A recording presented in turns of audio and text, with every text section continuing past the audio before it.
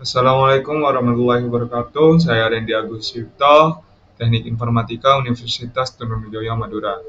Di video kali ini saya akan mengerjakan praktikum struktur data modul 4 Q dan DQ, eh, di mana tugasnya itu in scheduling atau penjadwalan. Terdapat proses penjadwalan CPU. Kemudian semua task masuk dalam antrian. Setiap task ini terdapat atribut waktu yang dibutuhkan masing-masing task untuk menggunakan CPU. Misalkan task A membutuhkan waktu untuk diproses di CPU selama sekian. Kemudian task yang berada di posisi paling depan dari antrian mendapat kesempatan pertama untuk diproses ke dalam CPU. CPU memiliki atribut waktu, yaitu semua task hanya boleh menggunakan CPU selama waktu tertentu. Misalkan waktu CPU adalah 3 detik, maka semua task hanya boleh mengakses atau menggunakan waktu CPU 3 detik saja.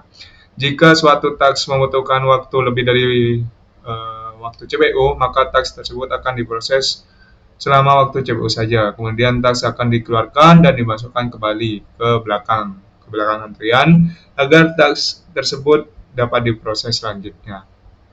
Jika task membutuhkan waktu tidak melebihi dari waktu proses, maka task diproses sesuai waktu proses task, kemudian dikeluarkan dari antrian, yang berarti task tersebut telah selesai. Buatlah ilustrasi penjadwalan CPU tersebut dengan menggunakan modul Q yang telah dibuat sebelumnya dengan ketentuan sebagai berikut. Inputannya itu jadi ada inputan berupa jumlah task dan atau proses yang akan diproses pada CPU, kemudian ada nama proses, kemudian waktu proses CPU. Oke. Untuk contohnya sebagai berikut. Nah, jadi ada dua fungsi di sini saya membuatnya. Yang pertama kita akan membuat fungsi masukkan inputannya dulu, kemudian sampai jadi seperti ini. Kemudian yang kedua kita membuat prosesnya, fungsi prosesnya. Lanjut. Nah, di sini sudah saya buat modul Q-nya, fungsi Q-nya seperti ini. Kemudian ada juga saya sudah buat fungsi inputannya. Jadi ntar ini sudah selesai sampai sini. Dan sekarang saya akan melanjutkan ke fungsi prosesnya. F proses antrian.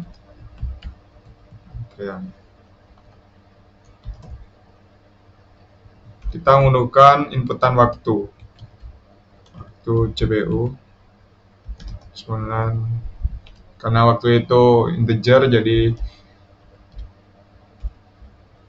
kita masukkan integer waktu proses CPU.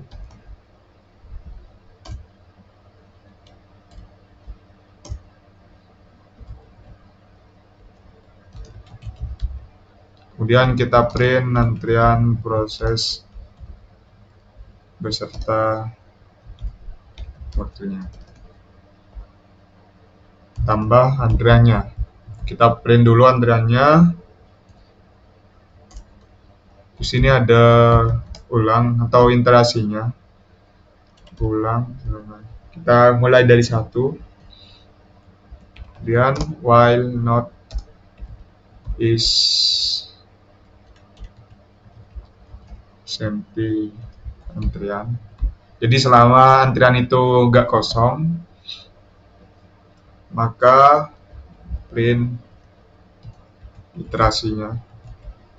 Iterasi ke kemudian ulang.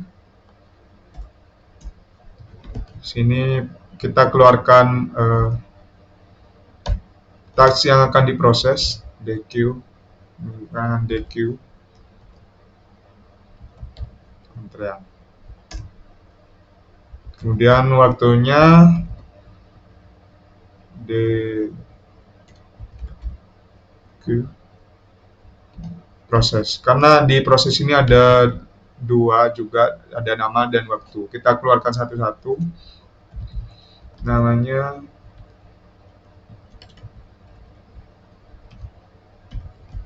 proses. Jadi sudah bisa dikerjakan. Jadi di sini ada sisa waktunya. Sisa waktu dikurangi waktu CWU.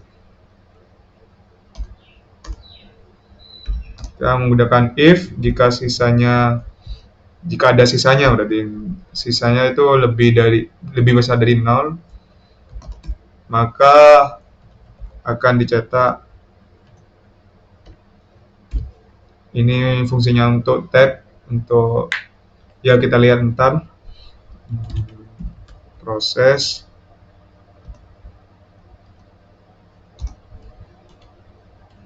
nama proses A misalnya sedang diproses, kemudian masukkan sisa waktu proses, nama sama dengan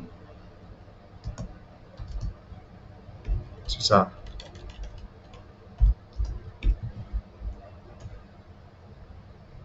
Kemudian jika kan ada sisanya, jadi kita masukkan lagi ke antriannya itu. Enter Q,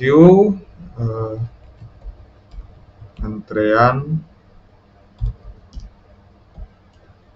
nama, sisa. Karena sebelumnya kita di sini menggunakan time ya waktunya, ini kita menggunakan waktu sisanya. Else, jika tidak maka print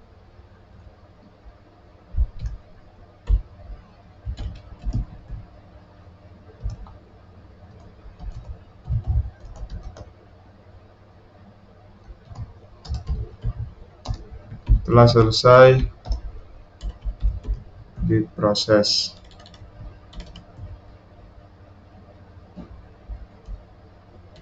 Kemudian kita keluar dari kondisinya, print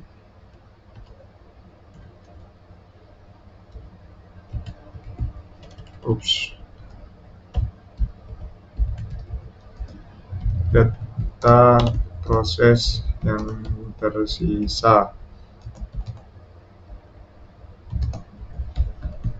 Kita cetak antriannya, kemudian ulang, iterasinya akan bertambah. 1. Oke, kita jalankan. Kemudian kita akan panggil fungsinya. Di sini data sama dengan input antri.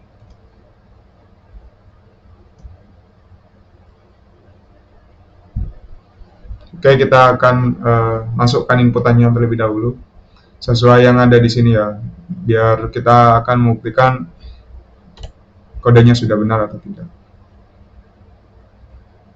3 A 5 B 9 C 2. Nah, sudah tercetak antrian prosesnya seperti ini, hanya paling depan. Kemudian kita panggil prosesnya, proses entry data, dan waktu prosesnya kita 3 detik dan seperti ini. Nah, ini gunanya slash t tadi agar membuat tab baru, dan di sini kita akan cocokkan dengan datanya. Di sini ada inputannya itu 5 B9 C2. Jadi seperti ini sudah cocok. Kemudian waktu prosesnya 3 detik ya. C2. Jadi yang akan diproses yang A5 terlebih dahulu. Kemudian karena ada sisa akan dikebelakangin gitu, dipindahkan ke belakang. Selanjutnya proses B itu. Ada sisa lagi. dia pindah ke belakang. C diproses dan C sudah selesai, tidak ada sisa, maka dia akan keluar. Kemudian diproses A, dia tidak ada sisa akan keluar. Dan terakhir ada B, B6, kemudian ini akan diproses 2 kali karena masih ada sisa sampai antriannya itu kosong. Jadi itulah dari saya, praktikum dari saya. Kurang lebihnya mohon maaf. Terima kasih. Wassalamualaikum warahmatullahi wabarakatuh.